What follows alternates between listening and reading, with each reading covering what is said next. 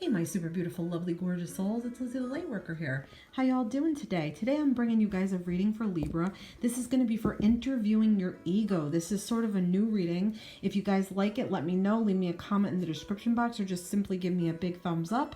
And if you'd like to see it for another sign. So we're going to jump right into this. And we're going to talk about what represents your ego, lie that your ego tells you, how your ego affects your everyday life, a way that ego influences you, why you allow ego so much power, a lesson you need to learn about your ego, and advice to get sort of control over it, and then how your life can change once you've done that. So let's jump right in, and we're using Healing Yourself cards, and we're using Sacred Traveler Oracle. So today we're talking about what represents your ego. What represents your ego? What is a card to represent your ego? And we're getting discover your life's purpose. So there could be something that you feel very, very lacking about life. You don't know what to do. You don't know if you're meant for this. You're bored. Something's missing. Your ego might stop you from pursuit. Your ego might tell you, oh, you can't possibly do this. Be grateful for what you have. And another lie that your ego could tell you is that, you deserve better than this. You deserve this amount of money. And, why is so-and-so getting more than you? Your ego is kind of nasty and it's very jealous. Okay. So think about any time you've ever been super jealous of something or someone, and that represents part of your ego. So discovering your life purpose, sort of doing a little bit of exploring into what you think would really, really make you happy. If you know what would make you happy and something that you want to do, it'll never feel like work. So I feel like that's a way to sort of diminish your ego. All right, let's talk about a lie that your ego tells you. A lie that your ego tells you. Healing. So a lie that your ego tells you, it could be that you think you can never heal what is broken. You think that you'll never move on from past things or past traumas or hurts or people that have hurt you. It sort of builds your ego in a negative way, because then you feel, why should I ever trust anybody again? Why should I ever let anybody in again? Why should I ever fall in love or trust this person that wants to be my friend with certain details about my life or secrets? So it could be that a deep, deep healing needs to happen because your ego might be compromised by somewhere that needs healing.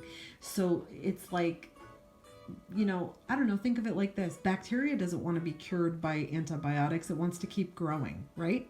So almost like you're part of that ego is bacteria. It's not good. It's not healthy. It's nasty. It's not something that makes us feel good about ourselves or projects us forward. It's just something that sort of actually stops us from having meaningful lifelong connections with people. If we allow ego to interfere, ego tells us lies all the time, So healing, okay?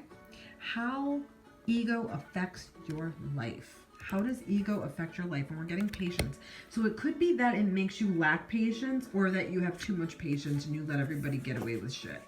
So either way, however it resonates, patience is like a family virtue, they say. Yes, it is, because the more patience you have, the less you can allow people to get to you. Little stupid energies sort of like clutter up on your aura and muck you up and make you feel like shit. So ego definitely can affect your love life. It can affect your work life. It can affect any part of your life that you might even be impatient about. You might want that promotion so bad at work that you're getting so disgusted and so sick of it that you might like almost want to start talking shit about people or shit about the place you work at. But you don't want to complain. There's like this fine line.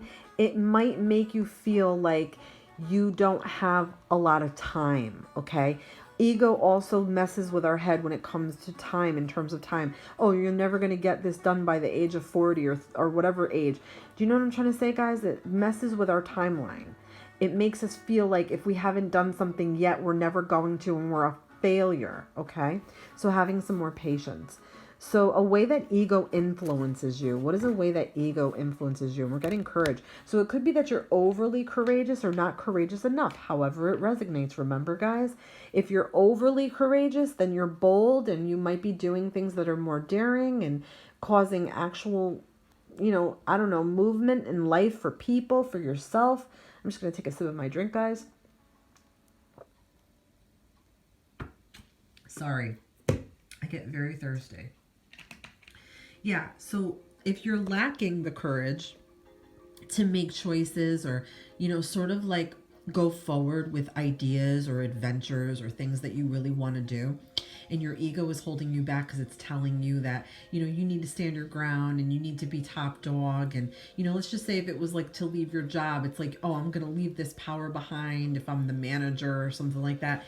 It makes you feel like you can't really move. And it's messed up because we all think ego means that we're so like in love with ourselves and we're so brave and cool and all this shit. It's really not. It's really a mind fuck if you think about it.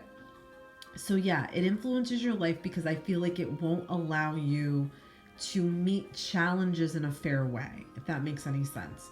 Okay? Why do you allow your ego so much power? See, we were just talking about that. Why you allow your ego so much power. We're getting a hole in the soul. So it could be that something a long time ago ripped a hole in you. It could be a bad relationship. It could be a divorce that your parents went through. It could be a bully in school. There could be so many things that rip this hole inside of you. So sometimes I say that we get soul fragmentations from lives. And sometimes they're from past lives and our soul has not been fully restored. And sometimes it's from this life, something terrible or traumatic we've gone through. So, in that aspect, your ego developed out of necessity to protect your energy and protect yourself. So that's why you could have given it all that power. So guys, I hope you enjoyed this reading.